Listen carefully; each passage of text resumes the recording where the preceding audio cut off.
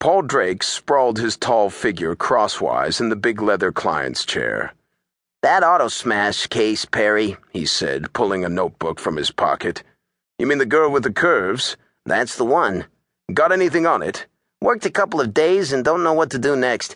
Had a couple of good operatives on it here and an associate in San Francisco," Mason said. "Okay, Paul, let's hear it." "To begin with, Perry, every time I get to fooling around with it, I smell something fishy. That Stephanie Claire is a good egg. She had a fight with an uncle, took out for herself, and learned how to light on her feet. Incidentally, Perry, she's a raving beauty, the platinum blonde type." "What is wrong with Horty?" Mason asked. Drake grinned. "If you would take about 30 pounds off of her, Perry, you'd—" "Ruin a disposition," Mason interrupted. "There is something to that," Drake admitted. "She certainly is comfortable, that girl. Feels comfortable herself and makes you feel comfortable. Miss Claire tells me that the boyfriends who talk to Horty talk matrimony." "Bet she's a good cook." "I shall bet. Well, here's the dope on this thing, Perry. The DA's office is showing lots of activity. The man who was injured died. That means they're going to put a manslaughter charge against the girl."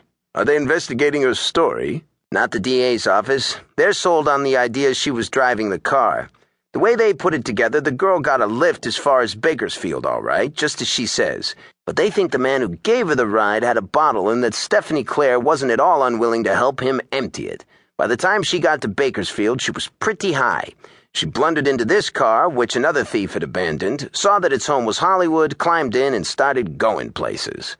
"Sounds goofy," Mason said. "No more goofy than her story. Well, anyway, here's the point, Perry. The car belongs to Jules Carney Homan.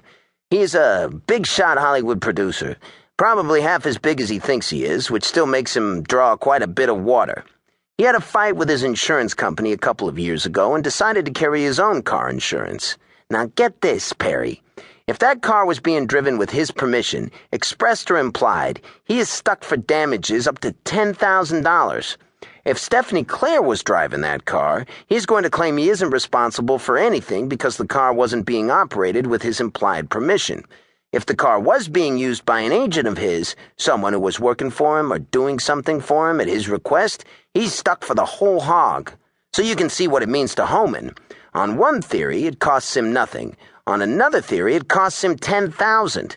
If the person who was driving the car was on business for him, it might cost him plenty. And then some." Mason narrowed his eyes. "Why do you talk about the car being driven by someone on business for him, Paul?" "Because I think there's a darn good chance that is what happened." "Let us have it." "Well, I went out to see Homan. I didn't get anywhere. He was nasty nice in an insulting way. Something about Homan didn't register. His story about how the car happened to be taken in the first place didn't click. It was all right from his viewpoint, but when I put myself in the position of a car thief and looked at it from that angle, it sounded phony.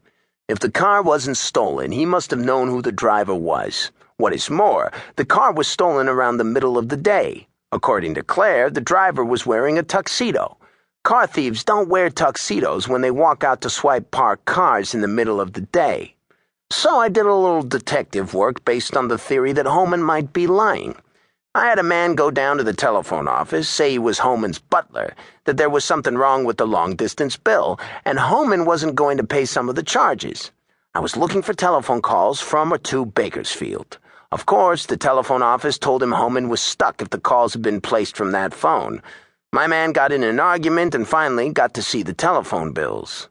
There was nothing to or from Bakersfield, but the day before the accident, Homan had been calling San Francisco, and San Francisco had been calling him collect." "You got the numbers?" Mason asked. "Sure." "What were they?" "They all came from a cheap rooming house. The phone is listed in the name of Elsie Spinney, and there is lots of mystery about Spinney." Mason's eyes showed interest. "Go ahead, Paul." "Spinney has a cheap room in a cheap house in a cheap district. He has a telephone. It is a single line with an unlisted number. Spinney shows up about once a month. He has a portable typewriter. He bats out letters and mails them. He puts in calls to numbers we haven't been able to trace as yet, but other tenants in the building hear him talking. It sounds like a long-distance conversation. They hear him putting through long-distance calls, always station to station. They hear him tapping away on his typewriter.